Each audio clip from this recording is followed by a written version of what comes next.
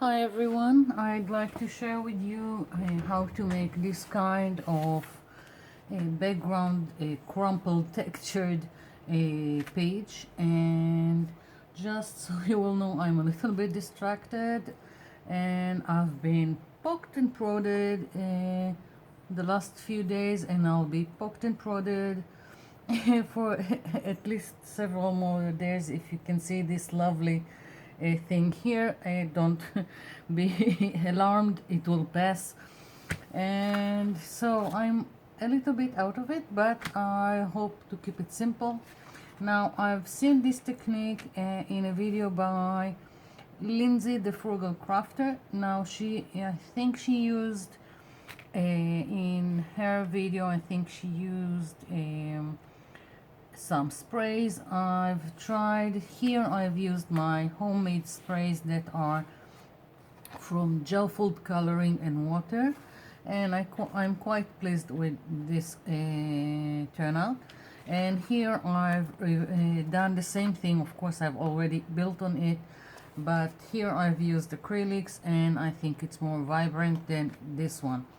So I'm going to show you how it's done. Now for this you need a sturdy paper. Now it's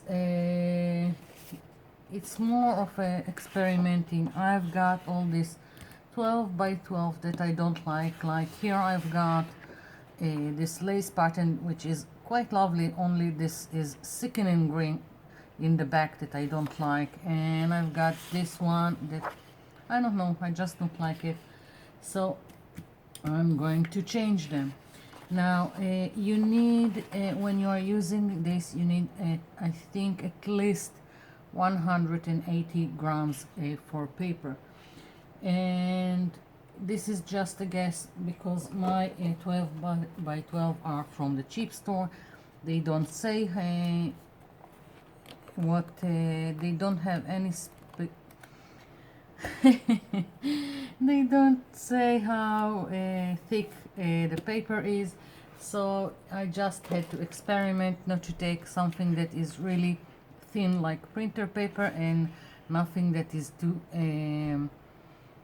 thick like or glossy, so something in between, and just work with it. So of course you can work on this side or on this side of your paper, and for me it was easier to trim the 12 by 12 to an A4. A4 is the size of a printer paper. I just knew that I will prefer to work on this and not on the 12 by 12. So I'm just going to right now, I will leave it for the demonstration, I will leave it as is. So you need to take a water and spray your paper from both sides, and I'm also going over and helping the water get inside the paper, flipping it over again, helping it, and now I'm starting to crumple it. Now if it was a thin paper it will just break, and as you can see it doesn't break, and I'm continuing to crumple it. And this is up to you how texturized or distressed you want your paper. And after it's crumpled and has all this texture, again up to you if you want to flatten it completely or let it a little bit stay like this. So now I'm spraying it again because I'm not using sprays, I'm using acrylics, and I need to help them spread on this page. I've picked these three colors. I've got here turquoise by Crimson, I've got burgundy wine from Crimson, and I've got oatmeal from Deco Art. So let's see, I'm going to put a little bit here on my mat, and add water. I need to help it be watery and so that it can travel on my page. And again, more water if I feel that it doesn't move. And I like here that the pattern underneath shows in several places, so again, but if you don't want to, just flip the page and use the white side.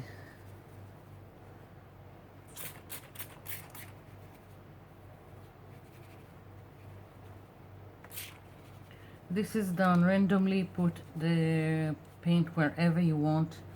I don't know if you can see it yet, but where there are crumpled, the page is crumpled, then the paint is soaked more into it. Best explanation that I can give you. So next,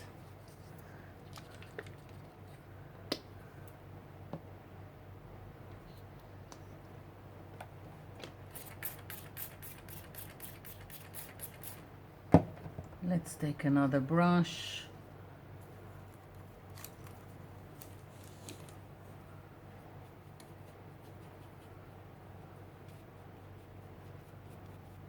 And helping it along. Of course, it's easier with sprays. It's quicker, it gets everywhere. But as I said, the acrylics are more vibrant, so I'm prepared to work a little bit harder for a best result.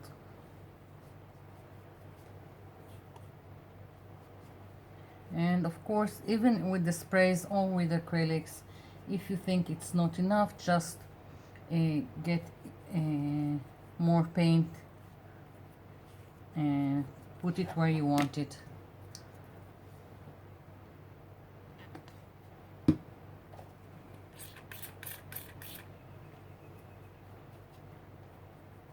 Like here, I don't like that it's not vibrant enough, so I'm adding.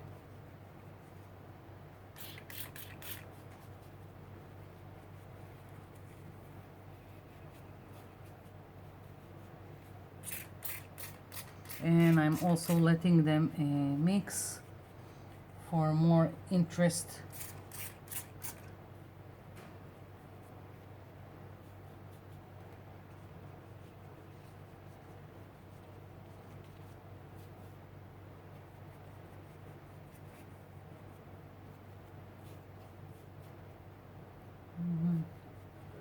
Well, let's see, let's move to the next color and we'll see if anything needs to be added. So now for the oatmeal. Wait, too much mess.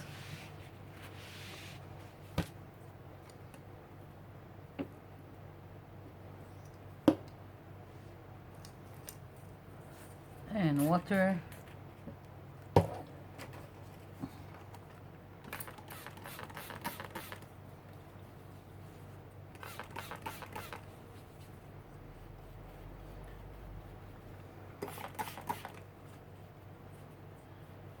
Very subtle, this oatmeal, and it lets more of the grain show, but I don't care.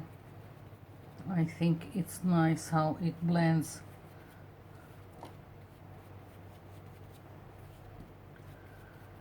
If I won't like it, again, I can go and add another color on top of it until I'm satisfied.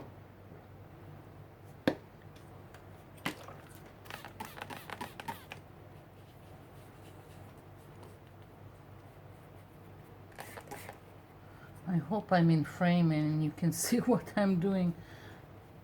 Now you can also use watercolors. Anything that reacts with water I think will be great. You can use acrylic inks, they will spread nicely. Even there are sprays for fabric, and they also react great with water and on paper, so that's another option.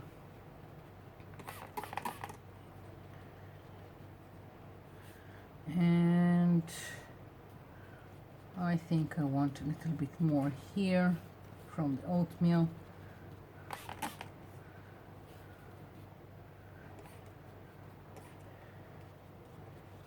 Yeah, I really like what's going on here. So let's take this. I'm moving it a little bit just so I can wipe all the mess that I've done. Good thing this mat is plastic, and by adding more water you can also let the paint spread and travel on your paper. Another thing to think about.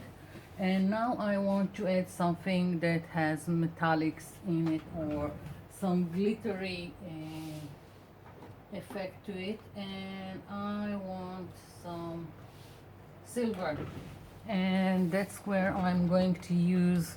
This is for fabric, because I don't have anything else in silver that will work here. So I'm just playing and spraying it. I don't care. Very random. Just to add something more to this page.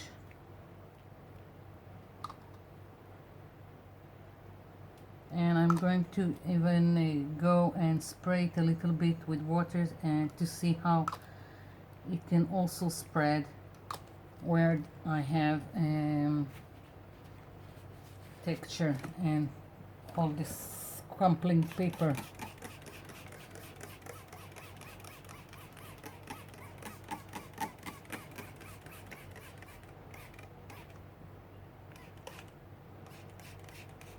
Yeah, so I'm just trying to help it along a little bit, just to spread.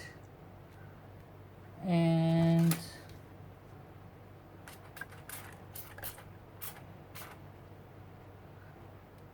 I think it's more interesting when you let the paint travel, but again, up to you. So I'm going to let it dry completely and we'll see the results. I'll be back. I'm back. So this is not completely dry, but I won't wait for it, and I'm really pleased with the outcome. And while I was waiting for this, I had to try another thing, and I've got another 12 by 12 that I crumpled, and then I tried watercolors on it, and even the cheapest that I have from the cheap store, and that's the result, and I'm quite fascinated with it. It really picked up all the crumples, and now when it's dry, I'm thinking of either using a punch I have of a leaf, or just cutting leaves out of it, and I will have lovely textured leaves with all this detail in them, like it's you can see the skeleton of the leaf. So I will have a lovely fall leaves to play with in my art journal. So this is quite another outcome with the watercolors than with the acrylics.